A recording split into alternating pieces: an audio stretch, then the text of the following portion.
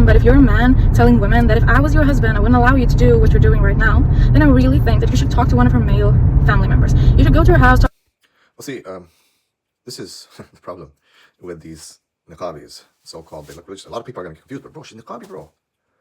She knows, like, right away, right? We have this very, very superficial understanding. She's Niqabi, bro. What are you talking about? She knows what she's talking about. No, she doesn't. First of all, again, man, this is not about this person or this man having a problem. This is Islam, bro. The Prophet ﷺ said, "Ballighu anni walau ayah." Convey from me even if it's one ayah. Convey from me even if it's one ayah.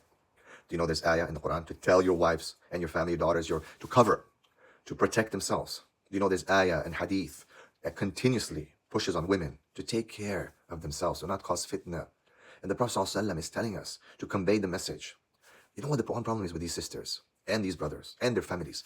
None of them will say, Qala Allah, Qala Rasul. Even their niqab, I'll show you.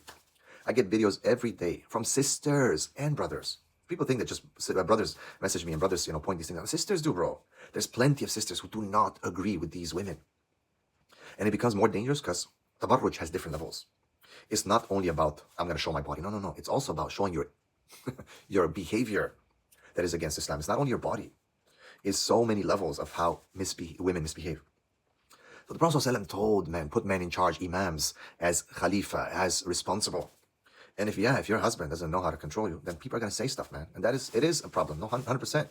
But then again, this is how, we should convey the message. Now, I know some brothers can maybe, they need some adjustments.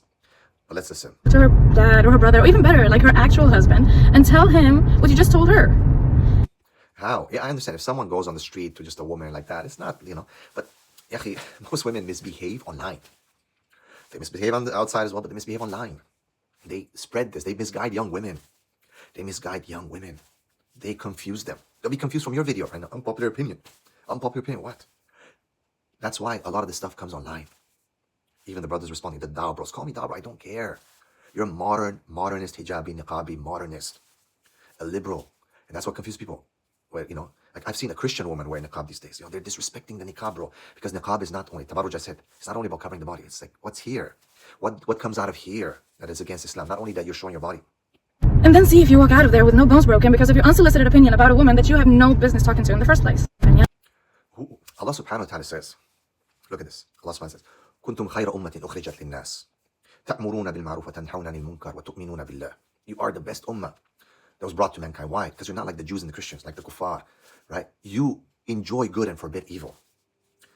The Prophet ﷺ says, "Man ra'a minkum munkaran," whichever ones amongst you, kama qal, has seen an evil thing, فَلْيُغَيِّرُ, let him change it, بِيَدِي, from his hand, with his hand, أو بِلِسَانِ, فَإِنْ لَمْ يَسْتَطِعْ بِلِسَانِ, if he cannot do it by his hand, then by his tongue, let him say stuff again. فَإِنْ لَمْ يَسْتَطِعْ, if he cannot do it, بِقَلْبِ, then by his heart. وَذَلِكَ أَضْعَفُ الْإِيمَانِ, and this is the weakness of faith, the weakest level of faith. Yahi, where is your unpopular opinion? Say Allah says this. Say Allah says mind your business. Say the Prophet ﷺ do this and this and this. Now, yes, there's a hadith that from the believing, the attributes of a believing man, that he does not regard himself with, does not concern him. But this concerns us, bro, because you guys are misleading our daughters. This concerns us because you're corrupting the ummah. This concerns us because you're filling up the internet with nonsense. You as a niqabi, you should be attacking these women as opposed to defending them and attacking the men. Starting up labels of dawa bros, this and this. You ladies, you are the ones who are responsible because you claim to wear this pious attire and you're following the wives of the Prophet ﷺ. When a woman came, some women actually, came to Aisha radiallahu anha and she saw how they were dressed. She says, are you disbelieving women or believing women? They said, no, we're believing women. I said, change yourself. Don't wear this kind of clothes. And if you are disbelieving women, then enjoy it. Like, where are you? Why are you attacking the brothers who are man ra'a minkum munkaran فليغير بيدي فإن لم يستطيع فبلسانه فإن لم يستطيع فبقلبه وذلك أضعف الإيمان أو كما قال عليه الصلاة والسلام. This is what the Prophet said. This is a munkar. This is not like, oh, you know, hey, what are you doing? How old is your wife? What's her size? This is no one's business. Hey, what did she say? What did this one say? Oh, this is no one's business. Okay? تَرْكُ مَا لَنْ يَلِي. Let him leave what does not concern him. This is what it means. Not that someone is corrupting openly and someone like the dawa bros say something about it. They've come up with these terms, and that's fine. We'll come up with terms too. Ninjas. Modern Muslim women, liberalist ninjas, liberalist niqabis, hijabis, hujabis. I understand. It is what it is. It's going to be a war of statements and of slogans. It is what it is. But one person is talking about Allah and about what people should stop doing because it's munkar, and the other one is trying to condone it and say, hey, mind your own business. Allah SWT says in the Quran, Surah Al-Baqarah, I believe, وإذا قيل له اتق الله أخذته العزة بالإثم فحسبه جهنم ولا بئس المصير. الآية. And if we said to them, fear Allah, they'll say, mind your own business, man. They get all like pompous and arrogant in the sin. All right.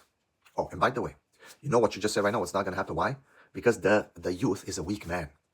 That guy is not going to walk out of there with broken bones because of the husband. Because those husbands who permit these women to do these things, well, the guy cannot even throw a punch, bro. He wouldn't, even to save his life, he wouldn't be able to probably run.